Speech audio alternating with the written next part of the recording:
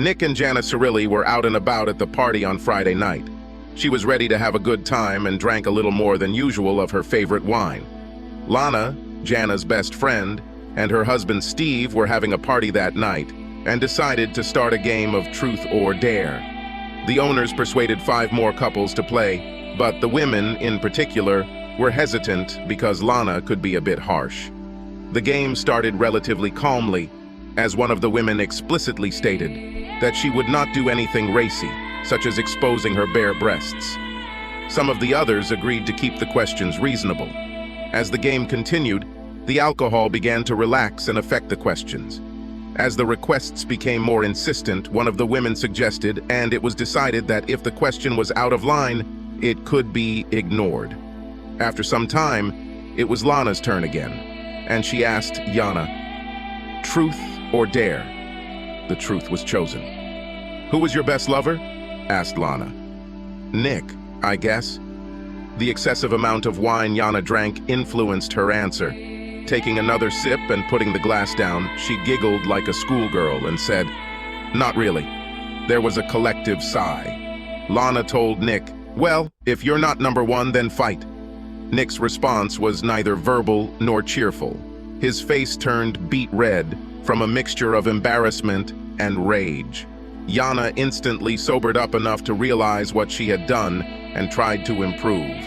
Jana stated that she was just teasing her hubby and that he really was her best lover. Nick stood up and said, "To hell," and headed to the refrigerator for beer, but did not return to the game. Comments like, "Oh my God, Jana," or "Damn, this hits where it hurts," echoed around. "I thought the dumb blonde was a myth, but damn it, girl, you just told your husband that his place is no higher than second, and in front of 10 other people. Is he even second? Or maybe even further? Damn, Lana, I thought you were my friend," Jana said, trying to get up. "I was just joking, damn it." "I'm your friend. I'm just joking too. Bring him here. We'll all help him calm down," Lana volunteered. Jana felt that she urgently needed to get to Nick and fix everything as quickly as possible. Even drunk, she knew that it would not be easy to calm her hubby down. She found him hanging out at the wide screen with others. There was a game going on, but he wasn't watching it. "Sorry, baby. I'm a little drunk. I thought it was funny, but probably not. Get back to the game. Let me fix everything," she begged. "No, just stay away from me. Stay and I'll go home," he said, stood up and began to say goodbye to those who were nearby. Lana approached Jana and asked, "Where is he going?" "Home." "I'll go apologize to him before he leaves. I did it even worse. I'm sorry," Lana said, about to catch up with Nick. "Let him go, please. Right now he doesn't want to hear anything from any of us," Jana said, starting to cry. "That asshole? Wait here. I'll go get him." "No, Lana, don't. You'll only make it worse," Jana begged. "We joke here all the time. What the hell is wrong with him? You didn't sleep with someone else so he could be second," Lana volunteered, intending to be supportive. But the expected consent from her friend did not come. Instead, sadness and shame were reflected on Jana's face. Instantly, understanding came to Lana. "Lord Jesus, Jana, you did it!" "Please be quiet. If Nick thinks anyone else knows, my marriage will be over. Please, Lana, promise me. Not a word, not even to Steve," Jana begged. Okay, not a word. But after you sober up, we'll talk," Lana replied. "I need to go home. He probably won't talk to me, but I have to try," Jana said quietly and headed towards the backyard gate. Lana returned and announced, "I'm taking her home just to make sure she gets there safe and sound." By the time Lana caught up with her, Jana had already reached the side door of her house. "Jana!" Lana shouted, but Jana simply turned, waved her hand, and went inside. Jana immediately went upstairs, went into the bathroom, put on a nightgown, and went to bed. She touched Nick's shoulder, hoping he would turn to her for a kiss, but he remained motionless. Trying to get some kind of response, she ran her nails down his back, just the way he liked it. After several minutes of caressing, he remained motionless. She thought she saw a tear roll down his cheek. A last attempt was made to defuse the escalating situation. "Honey, I'm so sorry. I didn't mean it." "I love you," she whispered in his ear. The gentle peace offering was not received as expected. "Do not lie to me. I know what you said and what it means. Go to hell and leave me alone," he snapped. Following this outburst, he got out of bed, walked into his den and slammed the door. Yana cried until she fell asleep. The morning came late, since the previous night kept Yana from the desired early rise. There was no coffee pot, no dishes, nothing in the kitchen. It looks like Nick left the house in a hurry, not wanting to meet face to face. Yana was saddened, realizing her guilt. She again remembered her answer to her friend's question. The alcohol she drank removed all restraint from her tongue, and the offensive truth came out in only 2 words. "Actually, no," and she said it loud enough for everyone to hear. The obvious implication was clear to their friends. It hardly looked like Yana was just playfully teasing her hubby. She hoped that a sincere apology and sincere reassurance would convince her husband that yesterday's remark did not matter. Alas, her apology was false. She was determined to keep this fact and the reasons why it was a lie a secret from him and everyone else. Desperate to correct her mistake, Yana decided to send her husband a message. "I'm so sorry about last night. With kids on the way, I decided Lana's party was my last chance to let go and relax a little. The fact that I went too far is putting it mildly. I was so out of it that I thought it was funny, maybe even playful. I believed I was teasing my darling hubby like any wife, but the look on your face instantly told me I'd screwed up. The fact that Lana was so quick to pick up and add her own punch is just her nature. She knows nothing about our past and, most likely, decided to just have fun. You know she adores you. Please don't blame her. Baby, that's not what I meant. You are my best in everything. Forgive me for being a stupid drunk who didn't understand how my best friend, could get hurt by my poor attempt at a joke. I love you with all my heart. Come home or at least call me. Please, I love you." Having made coffee, Yana sat down on a chair at the table, clasping her head in her hands. Many times she asked herself out loud, "Why did I say such stupidity?" At that moment, her phone rang, and the thought flashed through her head that Nick was answering. The call, however, was from Lana, and Yana chose to ignore it. Only a few minutes passed before Lana called again. Yana decided to answer. This conversation was also inevitable. "Yes, Lana? Honey, what the hell is going on? Last night you started to tell me something, and then fell silent." "It's not like Nick to react like that because of a little harmless joke," Lana said. "No, it's not like that," Yana answered slowly and restrainedly. "I'll come," Lana said. "No, this is not very good." Lana interrupted her. "Put on the damn coffee pot. I'll be there in 10 minutes. And without waiting for an answer, she passed out.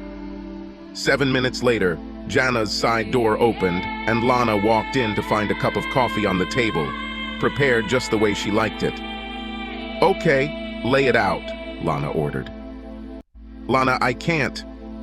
How long have we been best friends? Haven't I ever had your back? Now spit it out." Yana, racked with guilt, desperately needed someone to confide in, and Lana was her best friend. "First of all, you have to swear to me that you will never tell anyone about this, not even Steve." "Yana, I swear to you. Honey, I won't tell anyone. This will remain between us. Swear on the lives of your children." "Lord, baby, what have you done?" "Okay, I swear. I swear on my children no one will ever hear anything from me," Lana said, making the most solemn promise. "This happened 5 years ago, even before we moved here. The insurance company I worked for had a great year and had a Christmas party a few days before the 25th. Nick was supposed to be there, but his brother started a small fire in his house, which resulted in significant chaos. My husband and his truck were asked to help. Nick insisted that I go and have fun with my work friends and left to help his brother. Even though I told him I didn't have to go, I would be embarrassed to miss out since I was the executive who agreed to oversee this year's holiday. Parties, including cleaning up and restoring the office afterward. I pray to God that I insist on helping with the fire damage instead." Getting ready to change clothes to go out, I hesitated. Initially, I wanted to make my husband proud of me. The skimpy little black dress, daring bra, and thong were meant to dazzle and show everyone how hot my husband's wife is. The choice of outfit puzzled me, because I didn't think about what else to wear. My first mistake of the evening was deciding that I still wanted guys to drool over me and wearing a cheeky outfit, even though Nick might be a little pissed if he saw how I dressed for the party since I was going alone. With a colleague, yes, Lana exclaimed. Lana catches on quickly, very quickly. With a colleague? Yana repeated. Everything was much worse. Okay, girl, from the very beginning, the whole story, point by point, don't miss anything, Lana demanded.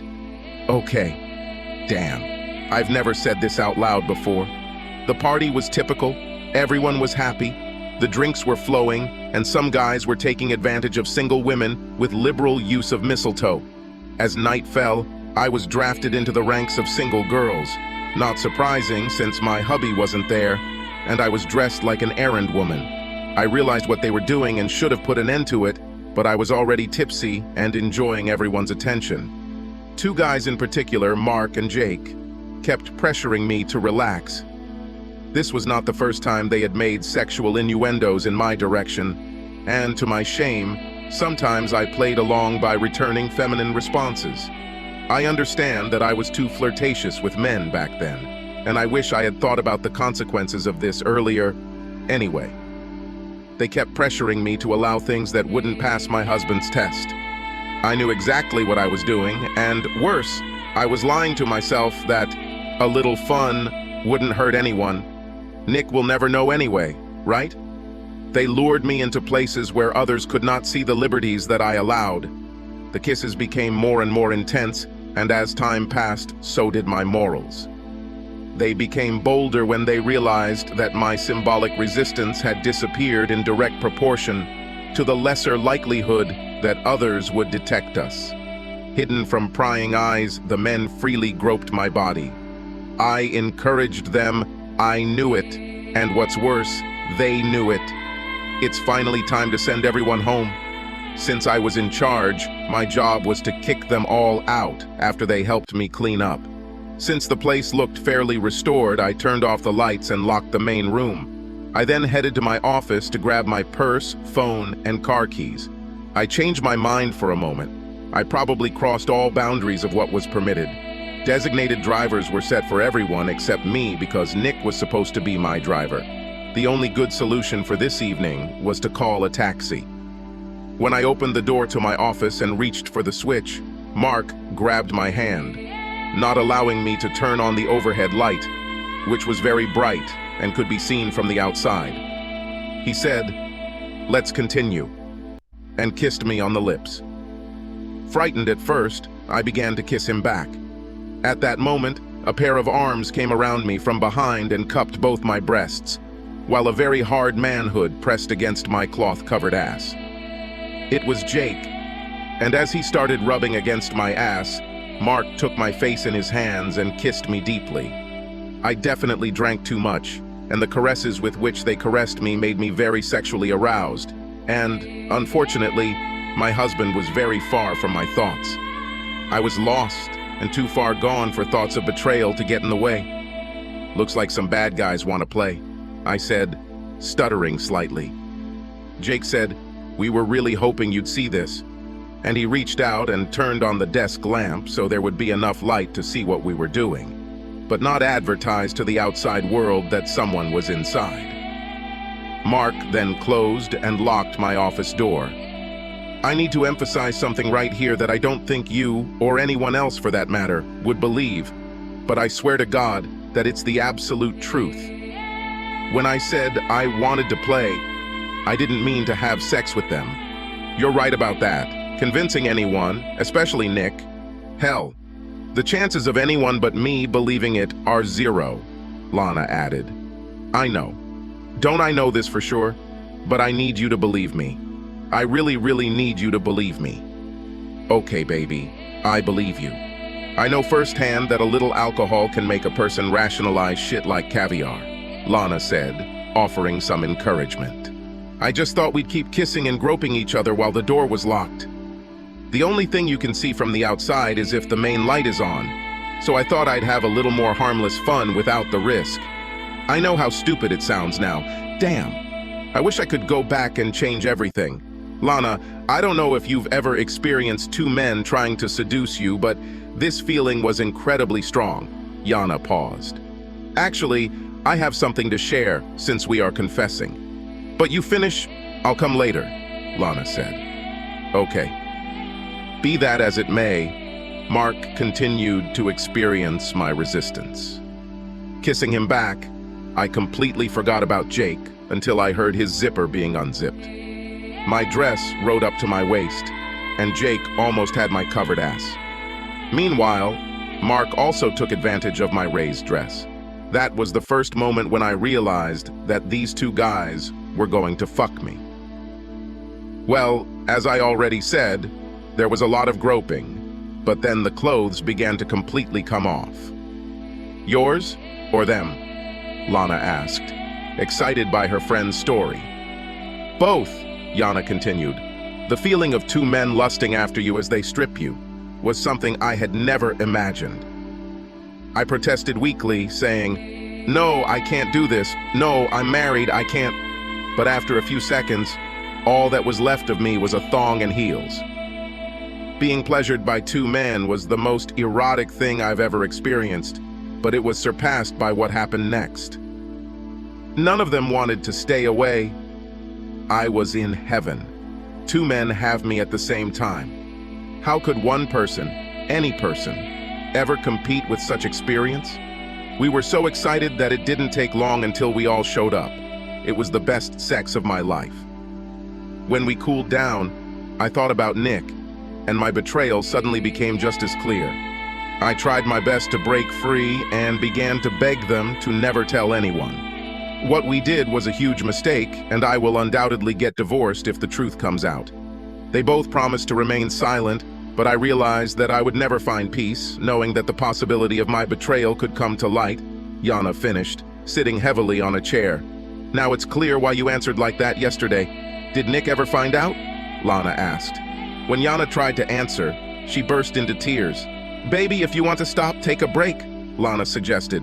No, I need to speak out while I have the strength, said Yana, and then continued. I think they were both very nervous seeing how upset I was, so they promised me to honestly keep my secret. That night, I avoided meeting Nick. It was already well after midnight when he returned home after helping his brother. The next 2 days were very awkward for me being around him. He could tell that something was wrong, but I denied that I had any problems until the New Year's party.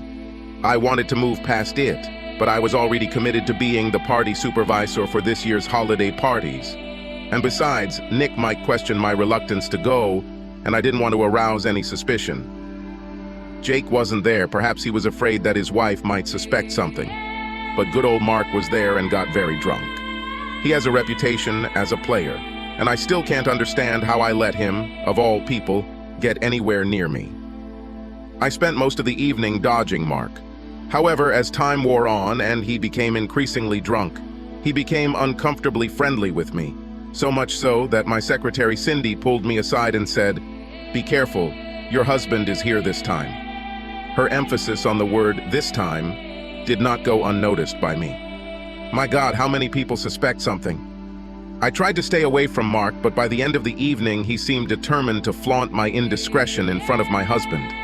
When Nick went to the bar for some cold drinks, Mark took the opportunity to come closer, grabbed my hand and said, "Come on, baby, you haven't danced with me yet."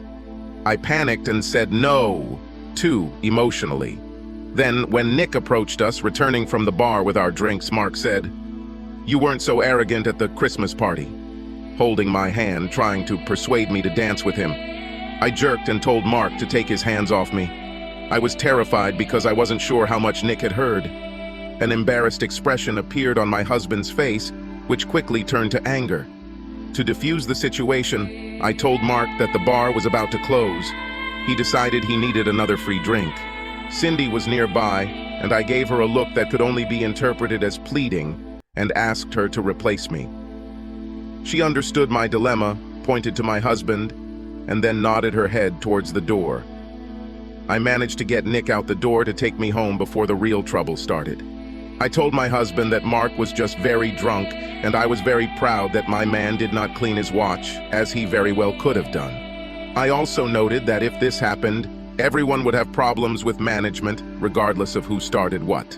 When we returned home, Nick asked what happened. I tried to brush it off as Mark had had too much to drink, but Nick told me that if Mark ever came near me again, no matter what it took, he would kill him. At breakfast, Nick was already going over the events of last night and what was said in his mind. He asked, "Cindy intervened so quickly. How could she handle Mark better than you?" Then he quickly added, "What did he mean by how you behaved at the last party? What happened there? Why did you act so strange after that? Do you feel guilty about something?" He put two and two together. It was obvious that he didn't buy the idea that Mark was just drunk. He knew something had to happen to get those comments. Then he asked me again, with more force. "Well, what the hell happened at the Christmas party?" Feeling depressed, I broke down and admitted that I got drunk and engaged in some inappropriate behavior, but did not go into details. Then Nick looked me straight in the eye and asked, "Did you have sex with him?"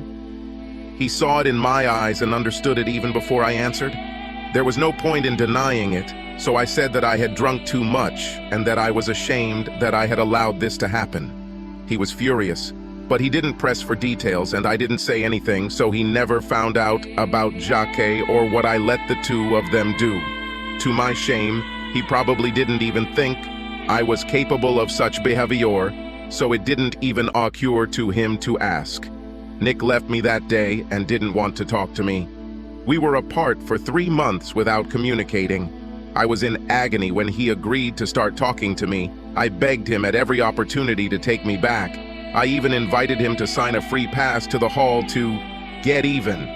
He eventually agreed to counseling, and after several months of sessions, I began to feel that Nick was looking for a way to restore our marriage. I was so happy that he seemed to want to stay married to me, and I was determined to do whatever it took to make that happen. I thought he would press for more details, and I was terrified of what knowing the whole truth would do to him. I can only guess what his reasons were, but he didn't ask those questions. I was thrilled that I didn't have to decide whether to lie or answer, even though I understand that withholding the whole story is lying by omission. He eventually agreed to make peace, promising that he would do everything he could to forgive me. But there were conditions. First, I had to sign a post-nuptial agreement that said I would get virtually nothing in the divorce if I ever cheated again.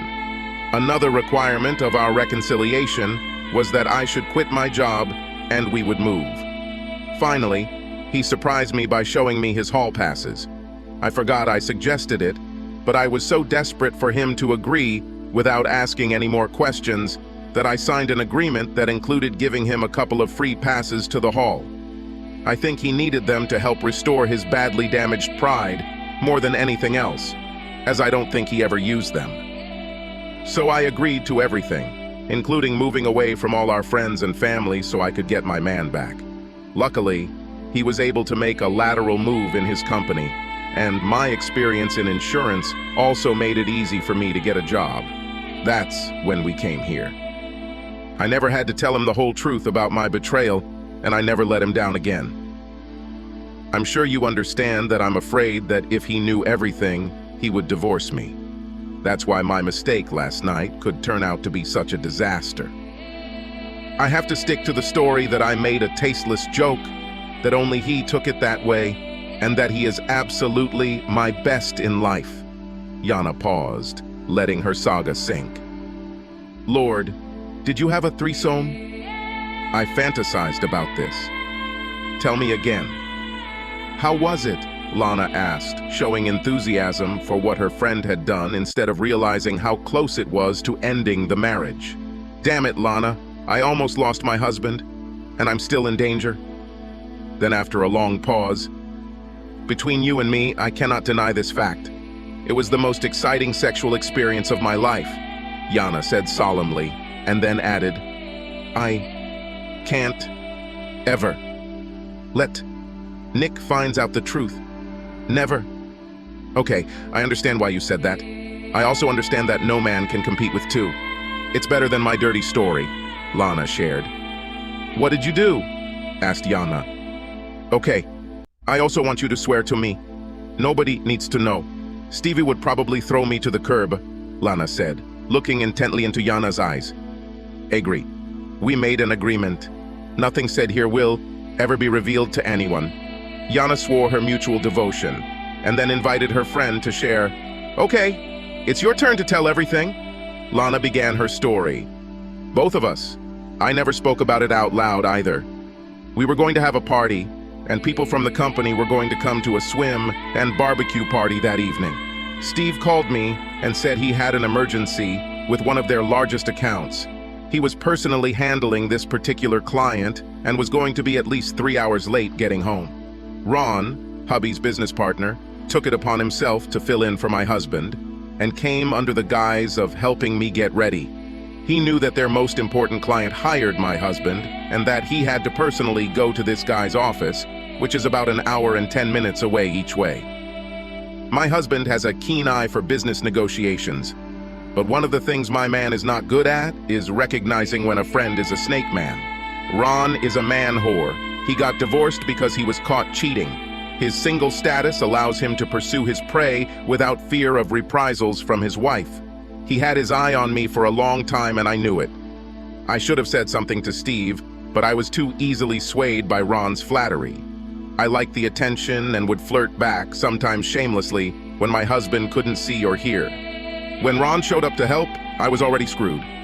Instead of getting our backyard ready, I spent the day lounging by the pool in a micro bikini, waiting for Steve to get home so I could start getting ready for our party. I had a few margaritas and wasn't drunk, but I felt good. I should have gone into the house and changed clothes, but I didn't. Ron was definitely enjoying himself, and I was enjoying letting him watch. We started preparing the patio for guests. Ron removed the lid from the grill and moved it to the center of the patio where it could be easily used. He then checked to make sure there was enough gas in the propane tank and temporarily lit the grill, making sure everything was fine. We then moved some chairs and tables around, got out the cooler with beer, stocked the bar, and set up some umbrellas. Our guests volunteered to bring a few more typical holiday appetizers and sides. We finished, so Ron made us both margaritas and said there was no need to mention that he was helping me get ready for my meeting with Steve. We went back to the pool and Ron was talking about how he had been working up a sweat and how the pool looked so inviting. He noticed that he didn't have swimming trunks, and I giggled that he could go without them, that I wouldn't peek. Instead of continuing the playful banter, he began to undress. When he was wearing nothing but his boxers, he came close to me and said, "Let's swim together. Take off your swimsuit." I should have run, but the alcohol and my stupid slutty side won out. They took everything off me, and I jumped into the pool naked. Ron was in the pool in seconds, holding me close to him. We were both naked. I knew I would let him have sex with me. I gave it to him. We examined each other's bodies, giving caresses. It was very wrong, but very, very good. And then Ron began to caress him in a way that Steve had never done before. I went crazy and experienced one of the most intense climaxes of my life. The combination of having something new, so vicious and forbidden done to me, took me to heaven. When I calmed down, Ron said that now it was my turn and I should help him make a quick shot. I did so. We drank a couple more glasses. He said that we shouldn't waste time, and we started the third round. He had me as if possessed by the devil. I was sure I would have bruises, and when he reached his peak, I screamed for him to leave me. He approached, growling. I started crying. I was hurt and ashamed of what I had just done to my husband. That evening, I had to constantly cover myself so Steve wouldn't notice the bruises. I begged him not to tell anyone. He said that if Steve found out, it wouldn't be good for either of us, so we agreed to keep quiet. So far, he has not tried to repeat the performance. I'm so happy about this that I will never cheat again, no matter what. The trouble is that we not only communicate often, but also play golf together a couple of times a month. Since Ron is something of a braggart, I'm constantly on edge, wondering if he'll give away my secret. Steve told me that Ron keeps going on and on about some woman he fucked who is a wildcat, but he won't reveal who it is. I know it's me, that he's giving a detailed account of sex. The bastard is probably content to talk about his sex to his hapless husband. If Steve ever finds out that Ron is bragging about me, I think he will kill us both. And we deserve it. With these words, Lana ended her vicious story. Later that day, Lana called Yana. "Hey friend, is everything back to normal?" "No." "God, Lana, I haven't heard a word from Nick. 5 years later, I thought we were already over it." "Have you ever heard of this Mark?" Lana asked. "No, but my mom said there was a guy I worked with, Mark, who got beat up pretty bad when he left the bar. Do you think it was Nick?" "I don't know. I'm afraid to ask.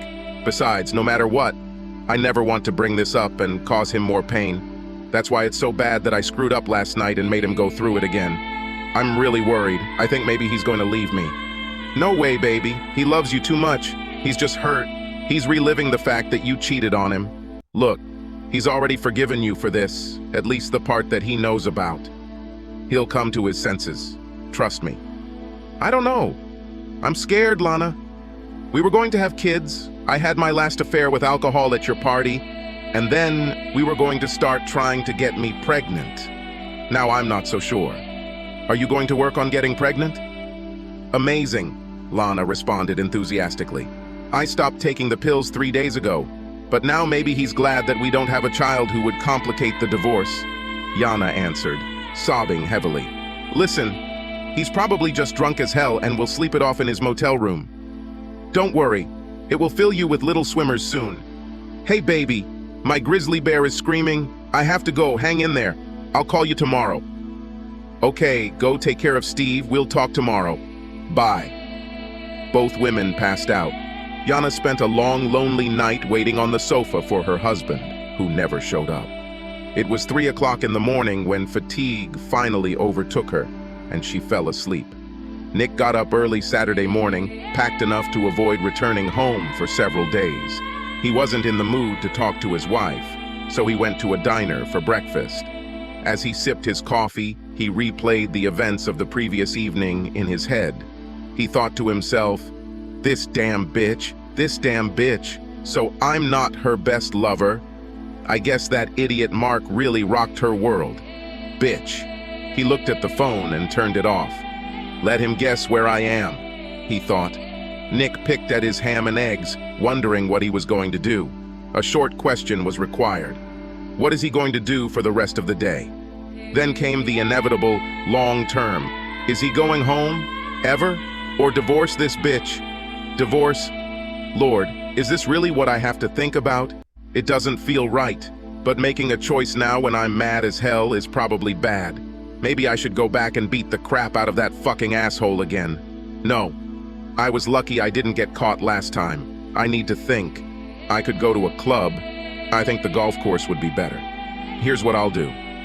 Everything I need is already there. Maybe there I can decide what to do with my fucking disrespectful wife. He joined a couple and had his own cart, which gave him more to think about since he didn't want to talk to his cart buddy. He had a couple of drinks after the match, and the first good news of the day was that his favorite bartender was working. Dear Susie Q. That's what he called her. Susan Bryant is her real name. They always exchanged playful teasing back and forth, both flirting. In fact, he never tried to seduce her. Suggestive conversations were just conversations. For his part, he always assumed she was just trying to increase her tips. And it actually worked. She immediately noticed that Nick's typical sexual innuendos were missing and something was bothering him. When the other two men left, Nick felt it was the right time and place to continue drinking. Not being very busy, Susie Q walked over. What's the matter, baby? I miss your usual attention, she began. Ah, the usual shit show at home, he replied. Come on, my love, you always say that you can tell me anything. Darling, that is good. Last night, during a game of Truth or Dare, my wife announced to me and everyone else that I was not the best lover she had ever had, he admitted. Damn, is she angry with you or what? I don't believe for a second that this is true about you. The way you constantly flirt with me makes me horny, she replied, giggling. I really wish you meant something like that. I need a sexy woman to calm me down a little. Do you think I'm sexy? She asked, showing a come fuck me smile. Hell yes. I know I'm just a client and you're doing your job. I understand that I don't have a chance with you. She looked him straight in the face, looked deep into his eyes and said, You have a chance. This shocked Nick. I wish you would take it seriously that I have a chance. A few years ago, my loving wife screwed up. She got drunk and cheated on me with some asshole. After much soul-searching and professional counseling, I agreed to take her back, but under certain conditions. One of them was for me that I had a couple of hall passes to even out the situation. Did she give you free passes to be with other women? Is this bullshit or true? Asked Susie. That was the agreement, it's actually in writing, he replied. I will never tell my man that he is not the best lover. It doesn't matter if it's true. Only if the bitch doesn't care whether she gets sent or not, then you can never say that. Nick, I finish at 5. If you want to cash in one of these passes, be here. Susan saw several more golfers enter the room and left Nick to ponder the offer. As she fussed over her new clients, Nick thought to himself, God, I always thought she was just playing along because I tip her so well. I really think she was just offering me her hot body. Well, Jana agreed to the passes, and Susie Q could give me what I need, restore my courage. It was 3 o'clock in the afternoon, 2 hours before she would finish work. Nick decided he didn't want to sit in a bar getting drunk and deciding what to do. Instead, he threw 2 $50 bills on the counter, a total of $58 to pay the bill, waved to Susan, and said, I'll be there. He couldn't take his mind off Susie Q's best qualities. She had 36D breasts that attracted everyone's attention, and Susie Q herself was a beautiful woman, several years older than him, although she didn't look like it. To top it all off, she had a big and delicious butt. Weighing what to do, he said to himself out loud, Jana never felt the pain of betrayal, the terrible pain that I had to go through. Maybe she wouldn't be so promiscuous if she had experienced what I did. To hell with it. I'm going to shower, change, and come back to the bar at 5 and see if Susie Q is joking or not. At 4:45 p.m., Nick re-entered the bar, and Susie couldn't help the smile that spread across her face. She poured him a whiskey and cola, placed it in front of him, and said, After the last tip, this one is at my expense, then added, Bill is here and ready to take over the bar. Just give us a minute to get the register in order and I'll be ready to go. I'm hungry, thinking about where we'll go for dinner. While she was getting ready, Nick called and booked a table at one of the best restaurants in the city. At dinner, he tried to shift the conversation to Susie, but she wanted a more detailed explanation of why he decided to ask her out. He told her everything he knew. She only said that she was divorced, that she was a flirtatious wife, and that this played a role in the death of her marriage. After dinner, they went to a dance club, drank a couple of drinks, and danced. During the third dance, clinging tightly to him, she said, Listen, I know you're probably trying to play the gentleman, not rush me straight into bed. The point is that I have already made my intentions clear. How about leaving here for me? Without further argument, the bill was paid and they went to her apartment. Will you have a drink while I change into something else? She asked. Nick just smiled and accepted her offer.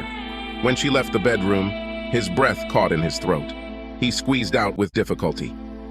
My God, you are amazing. She was wearing a Steelers jersey and nothing else. She reached up, placing her hands on the back of his head to pull him to her lips for a passionate kiss. I'm glad you approve, she said, as he stroked her most intimate part with his hand. Susie pulled him through the doorway towards the bed, kissing him and undressing him as she went. I hope you'll consider staying the night. We'll need some extra time as I hope you'll explore every sexual option, she said seductively and lay down on the bed. They caressed and excited each other. He had never met a woman who enjoyed giving such pleasure to a man. They reached their peak at the same time. Did you like it? She asked. It was a wonderful time. God, it was great, he replied, unable to find the right words to describe what he had just experienced. I'm so glad you liked it, but the same rule applies to guys. He looked embarrassed, so she added, Never, never tell your woman that she is not the best. He laughed when the meaning dawned on him and said, I understand. For now, lie down. Now I'll bring us a couple of glasses, we'll regroup, and then I'll put you in order again, she instructed. Her perfect bare ass moved deliciously as she walked back into the kitchen. Nick couldn't help but be hypnotized by this seductive movement. After giving him some time to recover, Susie began to gently massage his entire body. This round took a little longer, which was great. The two of them reached their peak again. Did you ever imagine that we would do this? She asked. No, not at all. I mean, I pretended it was you a couple of times while Jana and I were having sex, but I felt a little uncomfortable doing it. So usually after a day on the field and a little playful flirting, I would be in the shower at home thinking about this, he said, pointing at her impressive breasts. Susie giggled and then added, I never thought this would actually happen either. I fantasize too, thinking about how you made me. In reality, it's much better, isn't it? Yes, much better. Please stay with me today. I know this is probably a one-time occasion, so please make it special. It's been a long time since I last woke up next to a man, she asked. Nick nodded, and Susie Q smiled.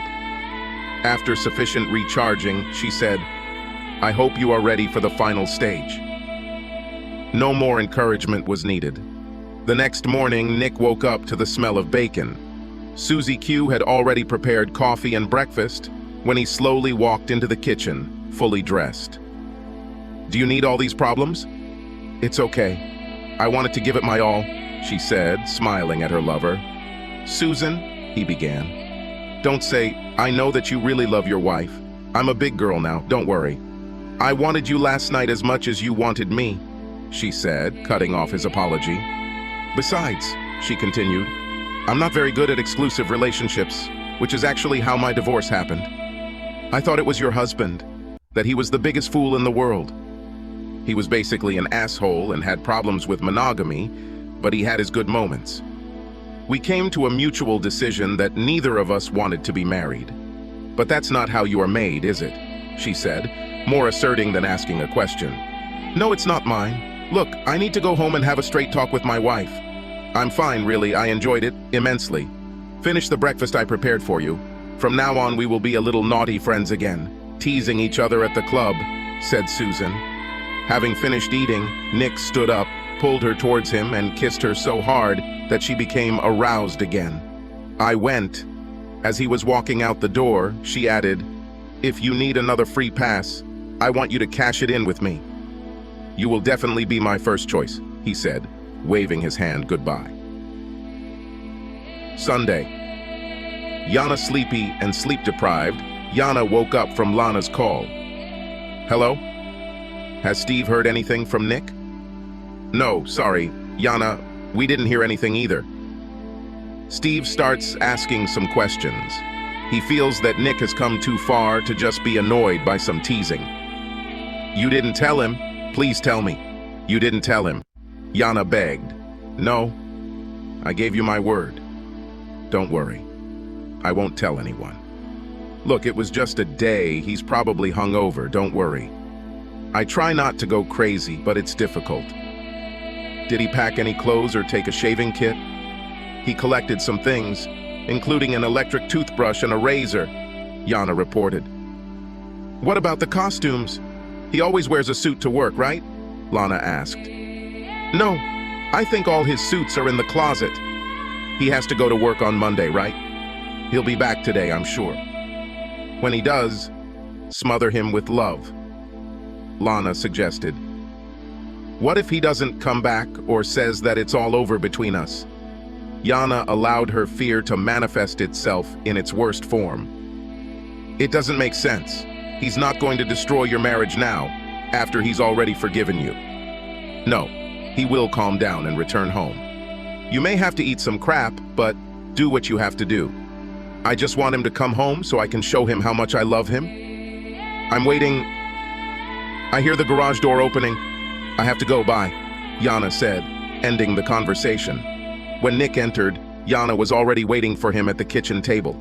We need to talk, he said, causing his wife to gasp. She half expected the conversation to be about the end of their marriage. On Friday, you tore my heart out. All these horrible images of you cheating with this fucking guy came flooding back to me. To hear that I was not the best of your lovers, for me at least, it meant that your date was supposed to be, he began. Jana took advantage of the moment. She knew that she absolutely needed to stop him thinking like this, so she repeated most of what was in the message she sent him on Saturday morning, hoping that it would help him return home. Baby, that's not what I meant. I was drunk, and it seemed to me that I was joking, pranking my loving husband. I wasn't thinking about the mistake I made 5 years ago when I said that. I was just teasing, like any wife. Absolutely no one there thought I really meant it. Even Lana's lead was just fun. She called me several times and asked why you feel this way. She wants to apologize to you. She feels terrible, convinced that she is the cause of the problems between us. I don't know. When you answered this stupid question, it seemed to me that you weren't joking. I don't want Lana to be involved in this. This is between us. Please tell me that you didn't tell her everything else. Nick blurted out with concern in his voice, fearing that Yana would spill the beans and Lana would tell the whole damn world. No, baby. No. This is just between us, she said as confidently as possible, considering that she now had another lie to sell to her husband. I swear, what you're upset about isn't what I meant. You're the best thing I've ever had. Please let me make amends, Yana said, desperately wanting her man to buy into this lie. Okay. Let's say, as long as I believe you. There's one more thing I need to tell you before we go any further, Nick began. Yana froze, not knowing what would happen next. On Saturday, I went to the club. I have to tell you that when all these memories of you having sex with that guy flooded my mind, I was very angry. I started to hate you for what you did, and that even 5 years later, it still hurts so much. I thought I'd play a few holes and calm down. After that, I spent some time at the bar, hoping to get drunk. I was a sorry bunch, and the guys I was playing with finished their drinks and left. Susie, the bartender, noticed my low mood, and, since we had always been on friendly terms, came over and asked what was bothering me. I was already so drunk that my tongue was loose, and I told her about last night, and how you didn't think I was the best. Anyway, Susie said if I wanted to cash in one of my passes, she'd be out at 5. I returned to the course and played a few more holes, determined to decide if I wanted to use her to get back at you. I was also wondering if I needed a divorce. As soon as Nick said the word divorce, Yana took a deep breath. Not wanting to procrastinate, he immediately continued, I quickly realized that ending you was not exactly what I wanted, but I also had to relive the devastation you caused me. I suppose it's petty of me, but I wanted you to feel the same pain. So, just before the end of the workday, I returned to the bar. Susie gave me a look that needed no explanation. Yana could not speak. The realization of what her husband was confessing began to reflect on her face. Tears streamed down her cheeks as he continued. We quickly made plans for the evening, including dinner and dancing. Then I spent the night with her. Nick bowed his head, feeling ashamed because the free pass he cashed in wasn't just free at all. He wanted Yana to hurt and scored a big goal, but the emotional cost for him and his wife was high. Oh my God, Yana exclaimed, ran to the bedroom, entered and locked the door. Believing that trying to start a dialogue with her right now would be a futile mistake, he went down to the utility room where he kept his work clothes. After changing into something more suitable, he went outside, turned on the lawnmower, and started working on the lawn. Wanting to extend the time, he also mowed their elderly neighbor's yard, something he did frequently. While going to wash his truck, he noticed that her car was missing. He thought she must have left while he was mowing the neighbor's grass. Immediately after this, Yana returned, parked the car, and came out with a small bag. She saw her husband but did not come and speak. Instead, she went inside. He thought she must have run away from the store. After finishing his work, it was 5 in the evening, and Nick finally gave in to the thought that he had run out of reasons to put off returning to the house. Yana was in the kitchen, apparently preparing dinner, and she looked as if she had been crying for several hours. "Have you been to the store?" "I saw you bring the bag," Nick asked. "No, just some things from the pharmacy that I left in the car yesterday while I was looking for you." "Where are you?" It doesn't matter, he continued. "I went to your golf club. I wanted to talk to her. Susan." "Why did you do that?" I asked her, "Please, not to take my husband away from me." "Yana, there is no chance of this." That's what Susan said, and then she admitted that she doesn't really like being exclusive. She also told me that she knows for sure that you are in love with me. "I love you. It's not a problem," he replied. She also asked if I really said you weren't my best ever in front of my friends. When I nodded, she asked if I was in my right mind to say something like that, or if I was just stupid. I told her I wanted to tease her. She said, "There is nothing funny in saying this. And also in front of friends? Damn. Are you ready to listen to my advice?" When I said, "Of course," she told me a couple of things. "Which ones?" Nick asked. "I can't say, this is a secret girlish agreement," Yana answered with the first smile on her face after the truth or dare mistake. Susan told her, "A woman should always support a man's ego, especially in public. Tell him and especially others that he is the strongest, the most beautiful, the smartest and number one on the list, the best sex partner in the world. Just like you, love to hear that you are the smartest, most beautiful, sexiest, most loving wife there is. These things don't have to be 100% true. His belief that you see him that way is what matters. He longs to be your white knight. Let him. Yes. And one more thing. Look into his eyes with adoration. I'm just saying, don't let him know our secret, otherwise it will worsen the results." "Baby, I don't know what to say," Nick began, trying to continue the polite conversation. "Before we say anything else, answer me this. Do you still want to stay married? I love you, and I'm sure I want us to stay together. But Friday destroyed me almost as much as it did 5 years ago. My ego was in desperate need of a boost, and along with the alcohol on Saturday, my wounded pride convinced me to take advantage of the promise you made to me when I agreed to stay married. I know what I promised you. 5 years have passed, and I thought that we no longer needed to get even. Baby, he began, but Yana interrupted. "No, don't apologize. I made this agreement. I just had no idea how much it would hurt if you decided to use it. Nikki, I'm so sorry that I caused you this terrible, endless pain. I really feel bad when I think about you in her bed, about you doing to her what should only be done to me. This situation we find ourselves in is my fault. I have to admit it. I accept the consequences of my mistake. I just want to remain your wife." Instead of a verbal answer, Nick opened his arms, and Yana rushed into them, hugging desperately. "Nikki, are we even now? I know I agreed to a few hall passes, but I don't think I can stand it if you're going to continue with this bartender. I think you are the only one who knows the answer to this question for sure, since I never asked you for details about when it happened." I was too devastated to ask at the time. Even during the consultations we had, I didn't ask if there was anything else. I guess I didn't want to know if it was worse than what I already knew. The thing I was going to get divorced for. I wanted this to be a forgivable mistake on your part. Was there more to this than I already knew? Yana gasped. She tried her best to control herself and not break down.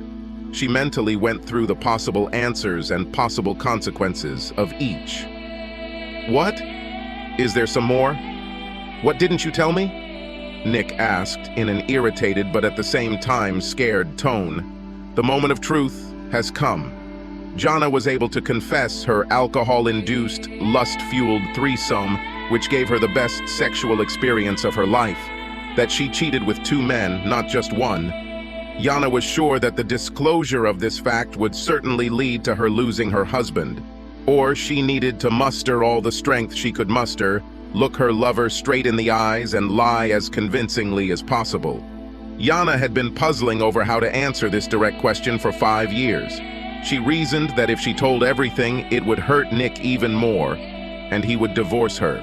She couldn't stand either outcome. Deeper pain for Nick and no longer being his wife were not viable options in her reasoning. She decided that this would be her cross, which she would carry to the grave. The sacrifice she must make to save her marriage and protect it from unnecessary suffering. Even though she seemed caught off guard in the first few seconds, her response was timely and didn't seem like she was creating a contrived version of the truth. He had no idea she had been preparing for this moment for so long. Lie. Sell like her life depended on it. No, my love, I gave this asshole access to my body once. I think we should call this a draw. We both need to forget about this or our marriage will be ruined. If you truly forgive me and put aside my mistake from many years ago, I will not say a word about your date with Susan. I want this.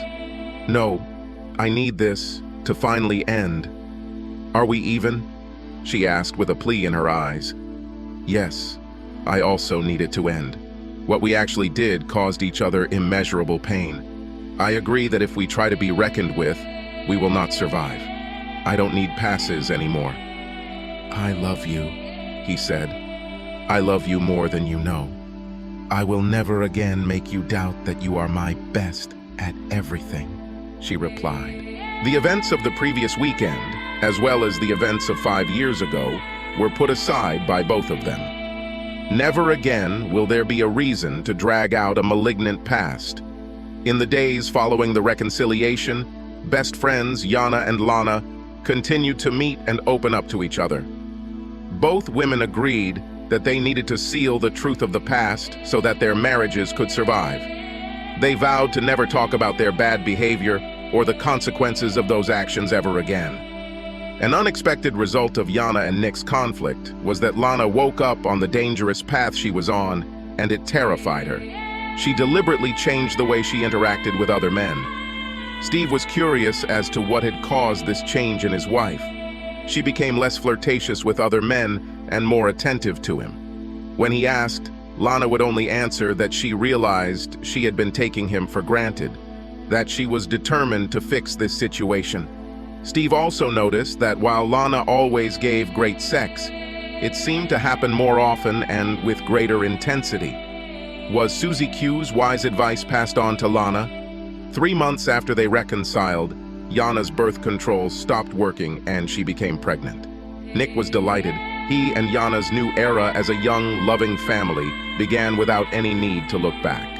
A year after Truth or Dare, Ron got blackout drunk while playing golf with Steve and revealed that Lana was the hot wildcat he had bragged about having sex with. His alcohol-soaked brain didn't properly calculate her husband's reaction, as Steve's next blow was a right fist to the jaw. The blow knocked Ron to the ground, and when he tried to get up, another one followed, and the light went out. Ron's golf bag was thrown off the cart, leaving him on the 16th tee. Arriving at their home, Steve immediately ran into Lana. Without any warning, she gave in and begged for forgiveness. He moved out for several months, considering his options. When the affair happened, Ron agreed with Lana that it would be bad for both of them if Steve found out. This was largely due to the fact that they were not equal partners in business. Steve was the majority owner and, in a way, could push Rod out on his ass. This was done by offering him less than his share was worth, but allowing him to leave without exposing his treachery. Sober Ron accepted the offer, regretting what he had done. Lana's misfortune, the fact that her betrayal became known, scared the hell out of Yana. But Lana managed to survive the divorce and start a new life as a single, divorced woman with children, without dragging her friend along with her. A few years later, she chanced upon an account manager who was in town on business and was temporarily assigned to an office in their town. They had met before at a work-related convention she and Steve attended. He was also divorced, and they were both single. They started dating, and when he returned to his home office, Lana and her children went with him to the other side of the state. A year later, they got married. The close relationship of two friends, Yana and Lana, became another victim of deception, and everything came down to Christmas cards and random phone calls. Only 4 people knew the truth about Yana's shame. Mark and Jake were several states away. When Lana left, the only one who could destroy Nick and Yana's marriage was Yana. And she will never do it. Subscribe to our channel so that your second chaff doesn't cheat on you, and go ahead and listen to the next story, because this story is nothing compared to the next one. If you're under 18, don't even think about listening to the next one. Listening to the next one. Listening to the next one. Listening to the next one. Listening to the next one. Listening to the next one.